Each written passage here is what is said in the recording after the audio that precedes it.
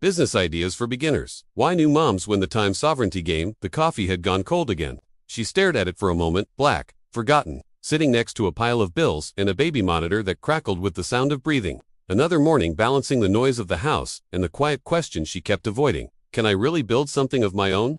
She wasn't chasing millions. She wasn't dreaming of corner offices or keynote stages. She was chasing freedom.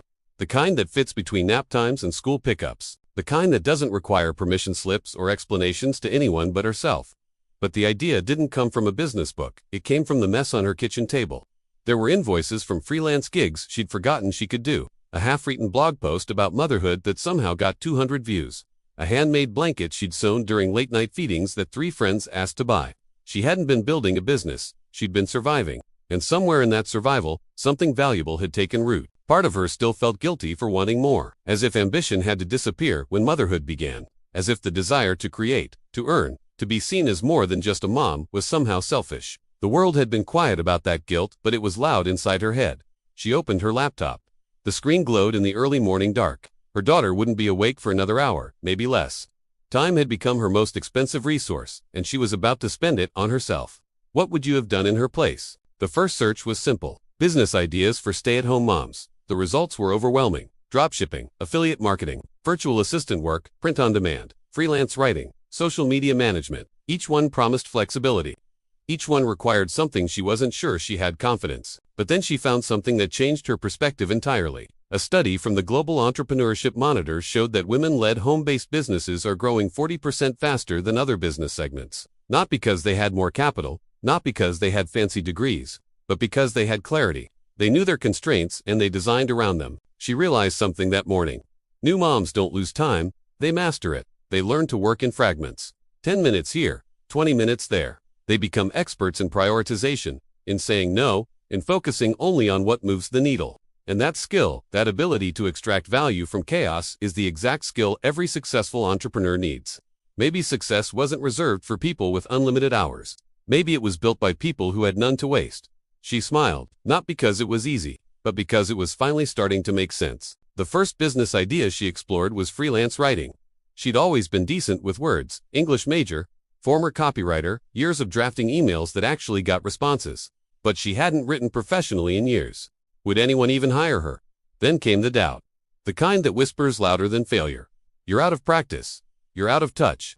You don't even have a portfolio anymore. But she opened a Google Doc anyway. She wrote a sample article about postpartum nutrition, something she knew intimately, something she'd lived through. She posted it on Medium. 3 days later, a small wellness brand reached out. They needed blog content. $50 per post. It wasn't life-changing money, but it was hers. Sometimes growth doesn't look like progress. It looks like staying in the discomfort.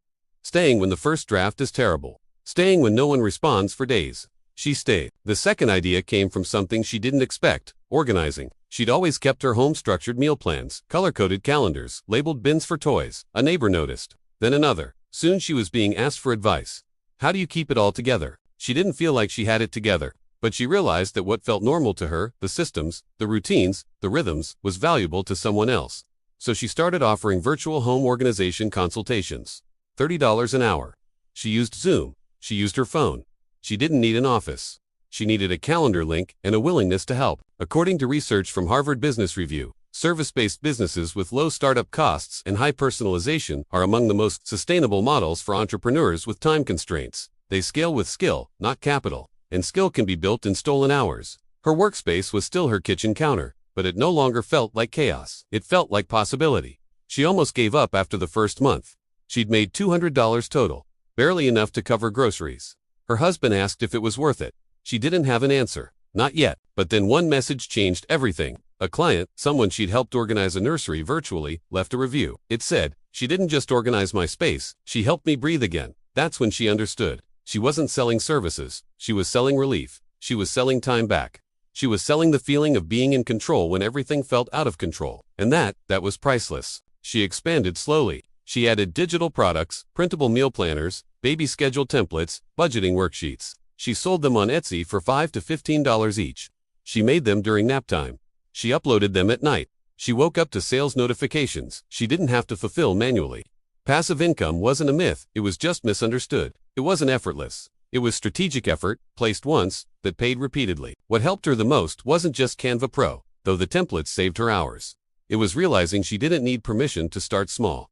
She tested a few tools before finding what truly worked, and honestly, it changed everything. This isn't a promotion, just something that made her path a little lighter. The ability to design, brand, and publish without a learning curve meant she could move fast. And in her world, fast meant functional. But the real shift came when she stopped comparing her beginning to someone else's middle. She stopped scrolling through Instagram accounts with 100,000 followers and million-dollar launches. She started focusing on her own 10 followers, her own $50 week, her own quiet, unglamorous progress. She learned that entrepreneurship for mothers isn't about hustle culture, it's about sustainability. It's about building something that doesn't require you to sacrifice your presence for your productivity. It's about designing income around life, not life around income. Then came the unexpected part. She started sharing her journey. Not as a guru, not as someone who'd made it, just as someone in the middle of it. She posted on LinkedIn about juggling client calls and diaper changes. She wrote a blog post about her first refund request and how she handled it. She shared a video of her office, a corner of the couch with a laptop and a sippy cup. People responded. Not because she was perfect, because she was real. One comment stood out. I needed to see this. I thought I had to wait until my kids were older. Thank you for showing me I don't. She cried reading it. Not from sadness, from recognition. She'd been that person 6 months ago. And now she was the proof someone else needed. Disclaimer. This content is for educational purposes only and does not replace consultation or assistance from a professional.